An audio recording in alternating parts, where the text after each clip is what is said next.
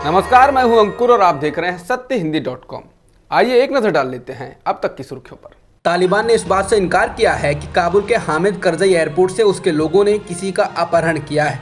थोड़ी देर पहले ही खबर आई थी कि तालिबानी आतंकवादी लगभग 150 लोगों को अपने साथ ले गए हैं और इनमें से अधिकतर लोग भारतीय हैं। दूसरी ओर एयरपोर्ट पर जबरदस्त अफरा तफरी का माहौल है। अपहरण वाली खबर में ये कहा गया था कि इस बात का पता नहीं लग सका है कि इन लोगों को कहां ले जाया गया है। उधर भारत ने अपने लोगों को निकालने का काम जारी रखा है और 85 भारतीयों को लेकर भारतीय वायुसेना का एक विमान अपने वतन आ रहा है। सरकार ने कहा है कि भारतीयों का अपहरण नहीं किया गया है, बल्कि उन्हें पुलिस स्टेशन ले जाया गया है। वहां उनसे पूछताछ की जाएगी और उन्हें छोड़ दिया जाएगा। पाकिस्तान की राजधानी इस्लामाबाद में लाल मस्जिद से जुड़े मदरसे पर तालिबान का झंडा फहराए जाने की फोटो वहां के साथ ही भारत में भी सोशल मीडिया पर तेजी से वायरल हुई है। इस मदरसे का नाम जामिया हफ्सा है। मस्जिद के प्रवक्ता हाफिज एहतशाम ने कहा कि इस्लामिक अमीरात ऑफ अफगानिस्तान का झंडा जामिया हफ्सा में फहराया गया और मौलाना अब्दुल अजीज़ ने ऐलान किया है कि शरिया को जारी रखा जाएगा। बता दें, जामिया हफ्सा महिलाओं का मदरसा है और इसे मौलाना अब्दुल अजीज़ की पत्नी चलाती हैं। वहीं इस्लामाबाद के उपायुक्त हमजा शफाकत ने कहा कि इस तरह के झंडे को फहराने की इजाज़त नहीं है। हंगामा बढ़ने के बाद थोड़ी ही देर में झंडे को उतार लिया गया। अमेरिकी राष्ट्रपति जो बाइडेन ने फिर कहा कि अमेरिकियों की अफगानिस्तान से वापसी जान जाने के खतरे के बिना नहीं हो सकती है। इसके साथ ही बाइडेन ने कहा कि जो भी अमेरिकी वापस घर आना चाहता है, हम उसको लेकर आएंगे। उन्होंने कहा कि हम अभी तक 13,000 लोगों को ला चुके हैं और अमेरिकी फौजों की मदद करने वाले 50 से 65,000 अफगान लोगों को भी निकाला जाएगा। इसके साथ ही बाइडेन ने एक बार फिर कहा कि अगर अमेरिकी सैनिकों पर हमला किया जाता है तो हम बर्दाश्त नहीं करेंगे। केंद्रीय मंत्री ज्योतिरादित्य सिंधिया की अगुवाई में मध्य प्रदेश के मालवा अंचल में आयोजित जन आशीर्वाद यात्रा अपने पीछे कई विवाद छोड़ गई। घोड़े पर बीजेपी के झंडे की पेंटिंग कर उसे यात्रा में शामिल किए जाने को लेकर हुए विवाद ने इस कदर तूल पकड़ा कि एफआईआर दर्ज हो गई। बीजेपी के झंडे के रंग से पुते घोड़े की फोटो वायरल होने के बाद बीजेपी सांसद मेनका गांधी की अगुवाई वाला पीपुल्स फॉर एनिमल संगठन एक्शन में आ गया। संगठन की इंदौर इकाई ने इस पर तीखा एतराज जताया। इंदौर इकाई के प्रमुख प्रियांशु जैन ने मामले की लिखित शिकायत पुलिस में की।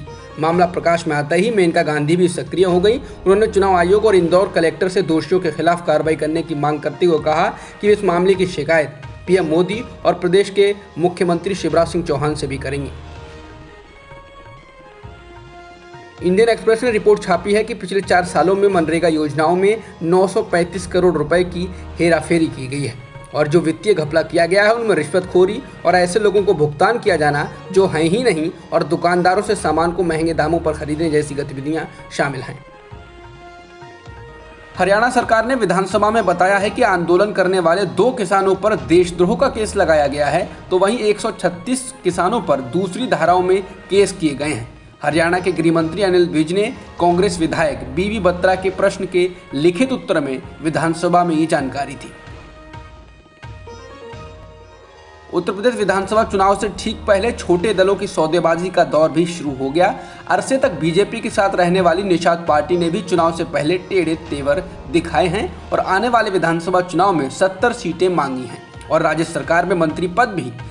हालांकि प्रदेश के मुख्यमंत्री योगी आदित्यनाथ के साथ गुरुवार को दिल्ली में बीजेपी के राष्ट्रीय अध्यक्ष जेपी नड्डा, गृह मंत्री अमित शाह, प्रदेश संगठन महामंत्री सुनील बंसल के साथ निषाद पार्टी के अध्यक्ष संजय निषाद की मुलाकात में मंत्री पद पर तो सहमति बन भी गई है।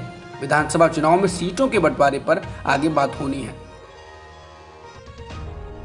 देश में 12 साल से ऊपर के बच्चों के लिए कोरोना के खिलाफ पहली वैक्सीन को आपात इस्तेमाल के लिए मंजूरी मिल चुकी है। देश की ड्रग्स नियामक संस्था drug controller general of India यानी डीसीजीआई ने जाइडल कैडिला की इस वैक्सीन को मंजूरी दे दी है, जो वयस्क में तो लगाई ही जाएगी, 12 साल से ऊपर के बच्चों को भी लगाई जा सकेगी। इस वैक्सीन की 3 खुराक जरूरी होंगी। कोरोना के खिलाफ दुनिया की ये पहली और भारत की स्वदेशी रूप से विकसित डीएनए आधारित वैक्सीन है। भारत में 6ठी वैक्सीन है जिसको आपात इस्तेमाल के लिए मंजूरी मिली है। भारत में एक दिन में 34,000 से अधिक कोरोना संक्रमण के नए मामले दर्ज किए गए हैं और 375 लोगों की मौत भी हुई है। वहीं देश में अब सक्रिय मामलों की संख्या कम होकर 3,61,000 हो गई है। वहीं नए मामलों में एक दिन में अकेले केरल से 20,000 से अधिक मामले दर्ज किए गए हैं, तो महाराष्ट्र से 4,000 से अधिक मामले मिले हैं।